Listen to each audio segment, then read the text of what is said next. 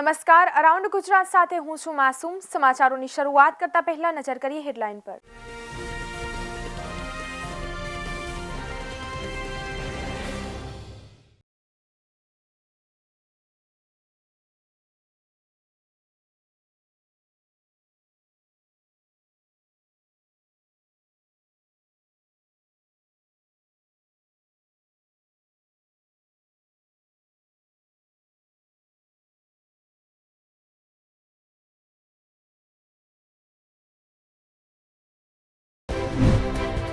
સ્કૂલો માટે સરકારની નવી ગાઈડલાઈન। જે રાજ્યમાં કોરોનાના કેસ 5%થી ઓછા ત્યાં સ્કૂલો ખુલશે। અંતિમ નિર્ણય રાજ્ય સરકાર લેશે।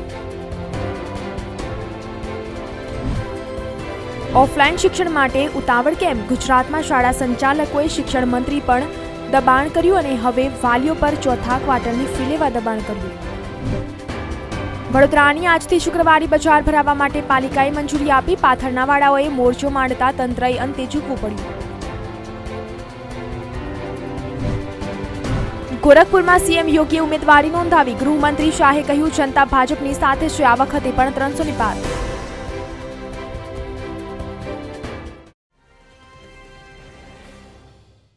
કોરોના કાળમાં મૃત્યુ પામેલા દર્દીઓની મૃત્યુ સહાય અંગે ગુજરાત સરકારે સુપ્રીમ કોર્ટમાં કબૂલાત કરી છે કે સરકારી ચોપડે નોંધાયેલ 10,579 મોત સામે મૃત્યુ સહાય માટે 1 લાખથી વધુ અરજીઓ આવી છે, જેમાં સરકારે 87,000 જેટલી અરજીઓ મંજૂર કરી છે।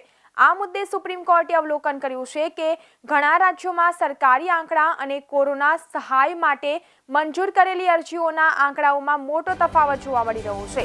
આટલા બધા ક્લેમ ખોટા ન હોઈ શકે, જેથી સરકારે મંજૂર કરેલી અરજીને ઓફિશિયલ કોરોના ડેથ ગણવાની જરૂર છે। રાજ્ય સરકારે ઓફિશિયલ આંકડાનો સુધારો કરવાની જરૂર છે। તો કોરોના મુદ્દે સહાય મુદ્દે ગુજરાત સરકારે સુપ્રીમ કોર્ટમાં વિગતો રજૂ કરી હતી, જેમાં સરકારી ચોપડે નોંધાયેલ 10,579 મૃત્યુ સામે કોરોનાના મૃત્યુ સહાય માટે 1,02,230 અરજીઓ કરવામાં આવી છે, જે પૈકી રાજ્ય સરકારે 87,045 અરજીઓ મંજૂર કરી દીધી છે। અગાઉ કોરોનાના કારણે મૃત્યુ થયું હોય અથવા કોરોનાનો રિપોર્ટ પોઝિટિવ હોય અને 1 મહિનામાં મૃત્યુ થયું હોય એવા દર્દીઓના મોતને કોરોના મૃત્યુ ગણીને સહાય ચૂકવવા સુપ્રીમ કોર્ટે હુકમ કર્યો હતો। કોન્ક્રીટના જંગલો જેવા શહેરોમાં શોભા વધારવા માટે ઇમારતોની બહારની દિવાલો પર કાચના એલિવેશન કરવામાં આવે છે। જો કે આ એલિવેશન અબોલ પક્ષીઓ માટે ભ્રમિત કરનારા સાબિત થાય છે। પક્ષીઓ કાચને ખુલ્લું આકાશ સમજીને અથડાતા મોતને ભેટતા હોવાના બનાવોમાં પણ વધારો થઈ રહ્યો છે। ત્યારે સુરતના રિંગ રોડ પર બેંકની દિવાલ પર લગાવાયેલા કાચના એલિવેશન સાથે યાયાવર પક્ષી રોઝી સ્ટર્લિંગ બર્ડના ટોળાનું કરતબ કરતી વખતે અથડાઈને સામૂહિક મોત થયા છે। રિંગ રોડ ખાતે સુરત ડિસ્ટ્રિક્ટ કો-ઓપ બેંકનું હેડક્વાર્ટર આવેલું છે। આ મુદ્દે કચેરીએ ગુરુવારે બપોરે વિચિત્ર અકસ્માત નોંધ્યો હતો। બન્યું એવું હતું કે બેંક કર્મચારીઓ તેમનું રોજિંદુ કામકાજ કરી રહ્યા હતા તે વખતે અચાનક પક્ષીઓનું એક ઝુંડ બેંકની ઇમારતના એલિવેશનની ગ્લાસ વોલ સાથે ધડાકેભર અથડાયું હતું। મોટો અવાજ થતાં કર્મચારીઓ પણ ચોંકી ઉઠ્યા હતા। સિક્યુરિટી જવાનોએ કેમ્પસમાં એક સાથે સંખ્યાબંધ પક્ષીઓના મૃત્યુ પામ્યા હોવાનો મેસેજ આપ્યો હતો। સૌ કોઈ ચસમમી ઉઠ્યા હતા। તો પક્ષીઓ માટે કામ કરતી જીવદયા સંસ્થા પ્રયાસની બેંક તરફથી તુરંત સંપર્ક કરવામાં આવ્યો હતો। કિશન ભરવાડ મર્ડર કેસ મામલે ગુજરાત એટીએસની ટીમ પકડાયેલા 3 આરોપીઓને ગુરુવારે અમદાવાદ જિલ્લા ગ્રામ્ય કોર્ટમાં રજૂ કર્યા હતા। આ ત્રણેય આરોપીઓના 7 દિવસના રિમાન્ડ કોર્ટ દ્વારા મંજૂર કરવામાં આવ્યા છે। આ સમગ્ર કેસમાં પાકિસ્તાનનું કોઈ કનેક્શન છે કે નહીં તે અંગે હજી સુધી કોઈ ખુલાસો નહીં થયો હોવાનું એટીએસના અધિકારી પાસેથી જાણવા મળ્યું છે। આરોપીઓ પાકિસ્તાન કે અંડરવર્લ્ડના સંપર્કમાં હતા કે તે અંગે પણ તપાસમાં હજી કંઈ સામે નથી આવ્યું। ત્યારે ગુજરાત એટીએસ દ્વારા ફાયરિંગ કરનાર મુખ્ય 2 આરોપીઓની સાથે રાખીને ધંધુકામાં ઘટનાનું રિકન્સ્ટ્રક્શન કરશે। તો ગુજરાત એટીએસના અધિકારીઓ ફાયરિંગ કરનાર શબ્બીર ચોપડા અને બાઇક રાઇડર ઇમ્તિયાઝ પઠાણની સાથે રાખીને ઘટનાનું રિકન્સ્ટ્રક્શન કરશે। તે ઉપરાંત ધંધુકા મોઢવાડા દરવાજા પાસે થયેલ ફાયરિંગની હકીકત મેળવશે।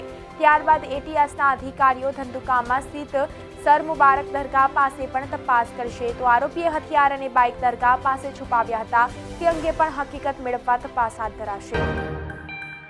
ભારતમાં સ્માર્ટફોનનો વપરાશ દિવસે ને દિવસે વધતો જાય છે।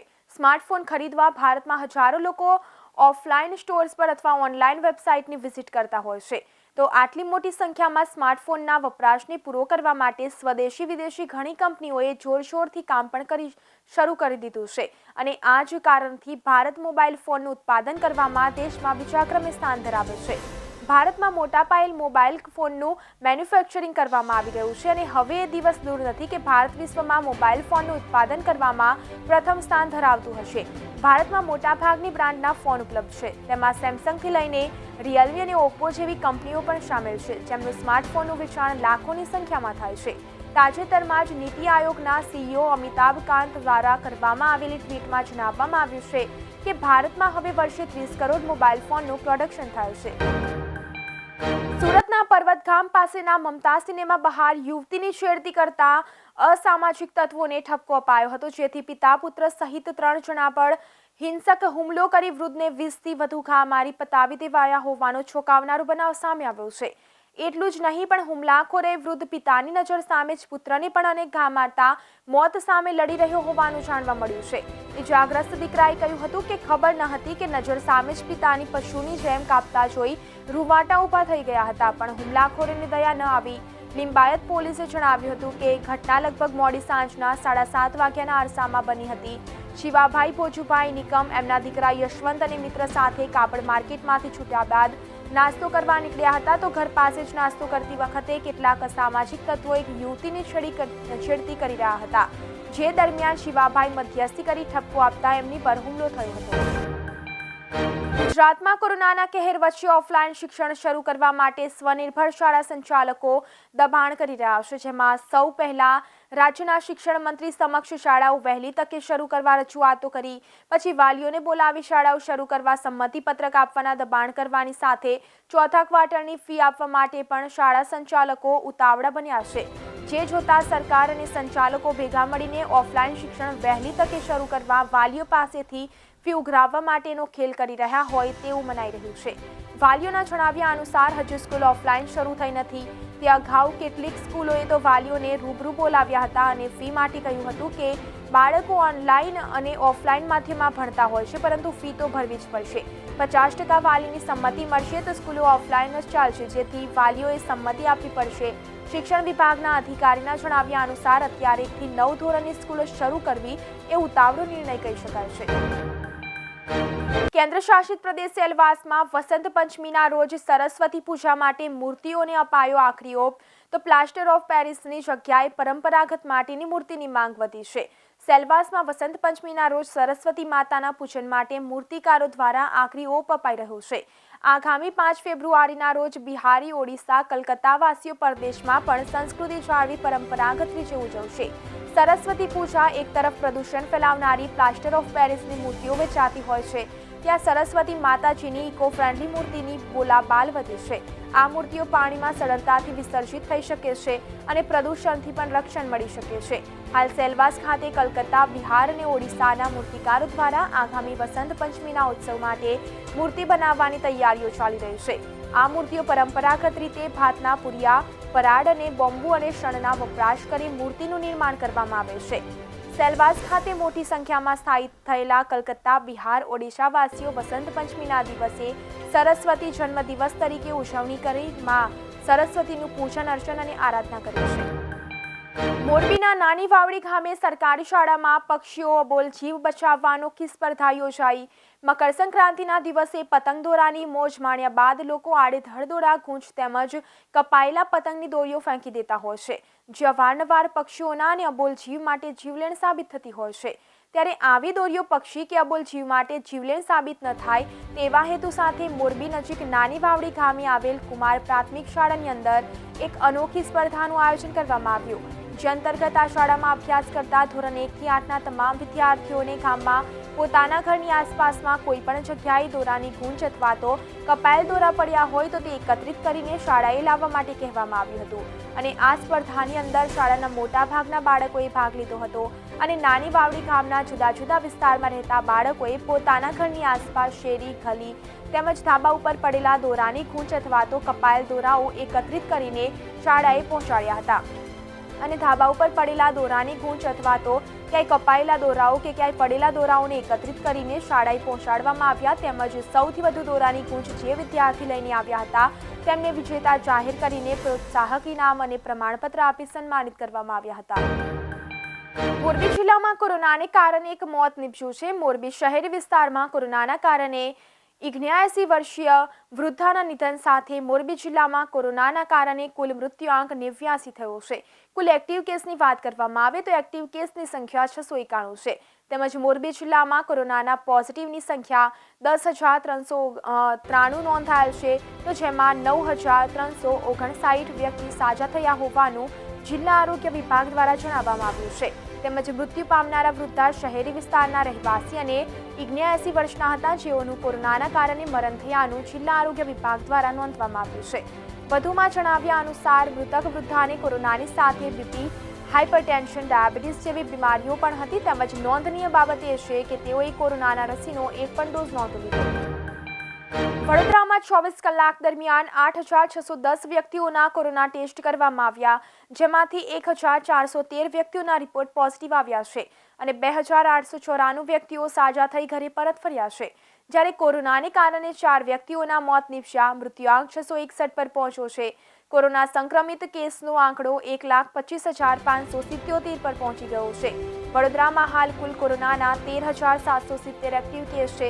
તો વડોદરા શહેરના કિશનવાડી, નવી ધરતી, મકરંદ દેસાઈ માર્ગ, વારસિયા, હરણી, આજવા રોડ, માંજલપુર, વાઘોડિયા રોડ, સવાદ, સુભાનપુરા, તરસાલી, કપુરાઈ, અકોટા, નિઝામપુર, દંતેશ્વર, એકતાનગર, ગોત્રી, પાણીગેટ, શિયાબાગ, છાણી ખાતે કોરોનાના વધુ પોઝિટિવ કેસો મળી આવ્યા હતા. મોરબી જિલ્લામાં કુલ 117 સ્થળે વેક્સિનેશન મહાઅભિયાન, જેમાં મોરબીમાં 36 જગ્યાએ, માળિયામાં 12, વાંકાનેરમાં 32, ટંકારામાં 16 અને હળવદમાં 21 જગ્યાએ વેક્સિનેશન ચાલુ હોવાથી જે લોકોએ વેક્સિનેશન ન કરાવ્યું હોય કે પછી બીજો ડોઝ લેવાનો બાકી હોય તે સત્વરે લઈ લેવા માટે જિલ્લા આરોગ્ય વિભાગ દ્વારા અનુરોધ કરવામાં આવ્યો છે. તેમાં સિનિયર સિટીઝનને નિયત નિયમ અનુસાર બુસ્ટર ડોઝ લેવા અનુરોધ કરવામાં આવ્યો છે. સાથે કિશોરવય માટે પણ વેક્સિનેશન ચાલુ હોવાથી વેક્સિન એકમાત્ર કોરોના સામે રક્ષણાત્મક કવચ હોવાથી સત્વરે વેક્સિનેશન કરાવી લેવા વહીવટીતંત્ર, જિલ્લા આરોગ્ય વિભાગનો અનુરોધ છે. ટંકારા લતીપર ચોકડીથી આગળ ગેસ લીકેજથી અફરાતફરીનો માહોલ સર્જાયો.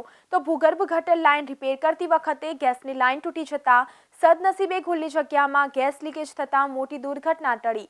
તો ટંકારા લતીપર ચોકડીથી આગળ ભૂગર્ભ ગટર લાઇન રિપેર કરતી વખતે ગેસની લાઇન તૂટી જતાં ગેસ લીકેજ થયો હતો. તો આ વિસ્તારમાં અફરાતફરીનો માહોલ સર્જાયો હતો અને થોડીવાર માટે તો નાસભાગ પણ મચી જવા પામી હતી. જોકે સદનસીબે ખુલ્લી જગ્યામાં ગેસ લીકેજ થતાં મોટી દુર્ઘટના તો સહેજમાં ટળી હતી. તો આ બનાવની પ્રાપ્ત વિગતો અનુસાર ટંકારા લતીપર ચોકડીથી આગળ ભૂગર્ભ ગટરના રિપેરિંગ કામ દરમિયાન ગેસની લાઇન તૂટી જતાં ગેસ લીકેજ થતાં આસપાસના દુકાનદારો અને લોકોમાં ભારે ગભરાટ ફેલાયો હતો અને થોડીવાર માટે નાસભાસ મચી જવા પામી હતી. પરંતુ સદનસીબે ખુલ્લી જગ્યામાં ગેસ લીકેજ થતાં કોઈ દુર્ઘટના સર્જાઈ નહોતી. આથી લોકોએ રાહતનો દમ લીધો હતો.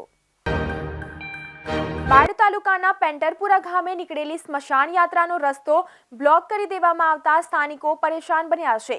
આ મામલે ગ્રામજનોએ બાડ પ્રાંત અધિકારીને આવેદનપત્ર આપીને રજૂઆત કરી તેમજ ન્યાયની ગુહાર લગાવી હતી. ન્યાય ન મળે તો ગાંધી ચિંધ્યા માર્ગે આંદોલન ઉપાડવાની પણ ચીમકી ઉચ્ચારવામાં આવી છે. બાડ તાલુકાના પેન્ટરપુરા ગામના રહીશોના જણાવ્યા પ્રમાણે પેન્ટરપુરા ગામે તેમના મકાન આગળ ગ્રામ પંચાયતનો આરસીસી બનેલ માર્ગ આવેલો છે. આ માર્ગ ઉપર જઈને ગ્રામજનો પણ અવરજવર કરે છે. પરંતુ ગત તારીખ 31 જાન્યુઆરી 2022ના રોજ રણજીતસિંહ મંગળસિંહના દાદાનું અવસાન થતાં તેમની અંતિમ યાત્રા કાઢવામાં આવી હતી. પરંતુ તેમના ઘર સામે આવેલા કેટલાક લોકોએ અંતિમ યાત્રા રોકી હતી. તો ઉપરાંત ગ્રામ પંચાયતના બનેલા જાહેર માર્ગ પર જતા અટકાવ્યા હતા. જાહેર રસ્તા ઉપર ખેતીના ઓજાર બાદ બળદગાડું મૂકી રસ્તાને બ્લોક કરી દીધો હતો, જેથી તેમને અંતિમ યાત્રા અન્ય રસ્તા ઉપર થઈને લઈ જવાની ફરજ પડી હતી. તો અરજદારના જણાવ્યા મુજબ આ ઘટનાથી તેમની લાગણી દુભાઈ છે. તેમજ જાહેર માર્ગની તકરાર 6 માસથી ચાલે છે. આ અંગે અગાઉ બાદ મામલતદારને પણ રજૂઆત કરવામાં આવી છે, પરંતુ હજુ સુધી સ્થાનિકોને ન્યાય ન મળતા સ્થાનિકો પરેશાન બન્યા છે. સોલંકી પોતે મુકેશ કુમાર કોદરભાઈ છું અને મારા કાકાનું મરણ થયું હતું.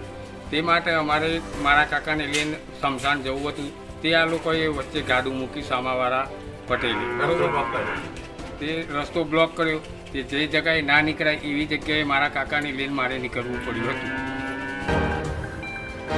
પેન્ટરપુરા ગામનો રહેવાસી છું અને આ મારા ઘરે મારા દાદાનું અવસાન થયેલું તે વખતે અમારા ઘરની આગળ સામેવાળા કોઈ જ નાતી અને અમારા ઘર આગળ રસ્તો બંધ કરેલો, ગાડા ને એ બધું આગળ મૂકીને અમારો અંતિમ યાત્રા રોકી હતી. અને જે જગ્યાએ નહોતું જવાય એવું તે જગ્યાએ અમે અમારી સમાજ જોડે રહીને નહોતું જવાય તે જગ્યા થઈને અમારા દાદાની અંતિમ યાત્રા કાઢવી પડી હતી. મારું નામ સોલંકી રણજીત કાંગરજી છે અને ગામ પેન્ટાપુરાનો રહેવાસી છું. કપડવંજ નગરપાલિકા દ્વારા ઓનલાઈન પેમેન્ટ સ્વીકારવાનો પ્રારંભ તમામ પ્રકારના લહેણા તથા ટેક્સની તેમજ ગુમાસ્તા ધારા અને ભાડાની વસૂલાત રિકવરી માટે અદ્યતન ટેકનોલોજીનો ઉપયોગ કરવા માટે કપડવંજ નગરપાલિકાએ પ્રશંસનીય પ્રારંભ કર્યો છે. કપડવંજ નગર સેવા સદનના ચીફ ઓફિસર સાવનકુમાર રતાણીના જણાવ્યા અનુસાર સીટીએમ તથા ડેબિટ અને ક્રેડિટ કાર્ડનો ઉપયોગ કરીને કપડવંજ નગરપાલિકાની કોઈપણ વસૂલાત માટે પેમેન્ટ કરવાની અદ્યતન કામગીરીનો પ્રારંભ કરવામાં આવ્યો છે. આ નૂતન પદ્ધતિનો પ્રારંભ કરાવતા નગરપાલિકાના સ્ટાફ સદસ્યો હુસેનીભાઈ ગોહિલ અને સ્વપ્નિલભાઈ સોનીની ઉપસ્થિતિમાં શહેરના નાગરિક લાભાર્થીઓએ તેમજ ગૌતમ પટેલ અને મુર્તુજા કઠલાલવાળાએ તેમજ તેમના લાભાલાભ સમજાવ્યા હતા અને સૌને તેનો લાભ લેવા સમય તથા મહેનતનો બચાવ કરવાનો. જે આજે નગરપાલિકા દ્વારા એટીએમ અને ડેબિટ કાર્ડથી ઓનલાઈન પૈસા ભરાવાની પ્રક્રિયા ચાલુ, શું કહેશો સાહેબ?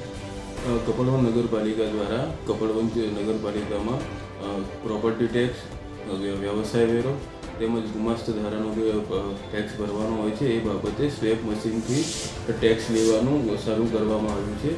જે અંતર્ગત પબ્લિકના સમયની બચત થશે, સાથોસાથ કપડવંજ નગરપાલિકાના સ્ટાફની પણ સમયની બચત થશે અને ઓછા સમયમાં વધુ કાર્યદક્ષતાથી કામ કરી શકાશે.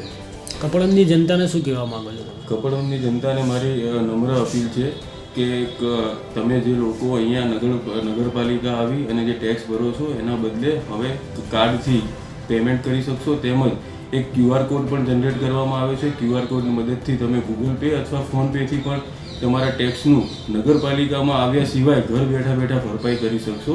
અને કપડવંજ નગરપાલિકાએ આ લીધેલા ઇનિશિયેટિવને તમે સહકાર આપો એવી મારી નમ્ર અપીલ છે. શું નામ તમારું? સાવન રતાણી. QR કોડથી તમે ફાયદો શું તમને? QR કોડથી એમ છે કે તમે સ્કેન કર્યું છે તો તમે તમારા મોબાઈલ એપ્લિકેશનમાં નગરપાલિકાના QR કોડની એપ્લિકેશન બધાને મેસેજમાં આવી જશે. તો તમે શું ઘર બેઠા એપ્લિકેશન સ્કેન કરી અને તમારું પેમેન્ટ ભરી શકો છો.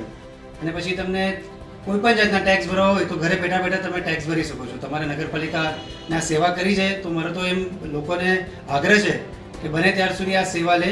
એમાં QR કોડથી તમે પેમેન્ટ કરી શકો છો, કાર્ડ સ્ક્રેચ કરાવી શકો છો, યુપીઆઈ કોઈ પણ લિંક છે, પે ફોન છે, જીપે છે, ગમે તે તમે ઘર બેઠા હવે સગવડ ચાલુ કરી છે નગરપાલિકા કપડવંજના. તેનો મેક્સિમમ લોકો લાભ લે અને ટાઈમસર પોતાનો ટેક્સ ભરી દે. સાબરકાંઠા જિલ્લાના વડાલીની ડિપ્લોમા કોલેજમાં પ્રોગ્રામિંગનો વર્કશોપ યોજાયો. એશિયન એજ્યુકેશન કેમ્પસ સ્થિત એશિયન ઇન્સ્ટિટ્યૂટ ઓફ ટેકનોલોજીના કોમ્પ્યુટર ડિપાર્ટમેન્ટના વિદ્યાર્થીઓ માટે 2 દિવસીય HTML પ્રોગ્રામિંગનો વર્કશોપ રાખવામાં આવ્યો હતો, જેમાં હિંમતનગરની IT કંપની વનવ્યક્ષર ટેકનોલોજી LLPની ટીમ દ્વારા કોમ્પ્યુટર ડિપાર્ટમેન્ટના વિદ્યાર્થીઓને 2 દિવસમાં પ્રોગ્રામિંગ કરાવી ટોટલ તમામ વિદ્યાર્થીઓએ 2 દિવસમાં 1100 કરતાં વધુ પ્રોગ્રામ કર્યા હતા. જ્યારે અંતમાં વિદ્યાર્થીઓની કોલેજના પ્રિન્સિપાલ અતુલ મકવાણા દ્વારા વિદ્યાર્થીઓને સર્ટિફિકેટ આપી પ્રોત્સાહિત કર્યા હતા. તેમજ આ વર્કશોપનું આયોજન કોમ્પ્યુટર ડિપાર્ટમેન્ટના HOD નિર્મલ પટેલ અને સ્ટાફ દ્વારા કરવામાં આવ્યું. તો સમાચારોમાં આજે બસ આટલું જ. વધુ સમાચાર જોવા માટે જોતા રહો અરવલ્લી સમાચાર, એટલે તમારો વિસ્તાર, તમારી વાત.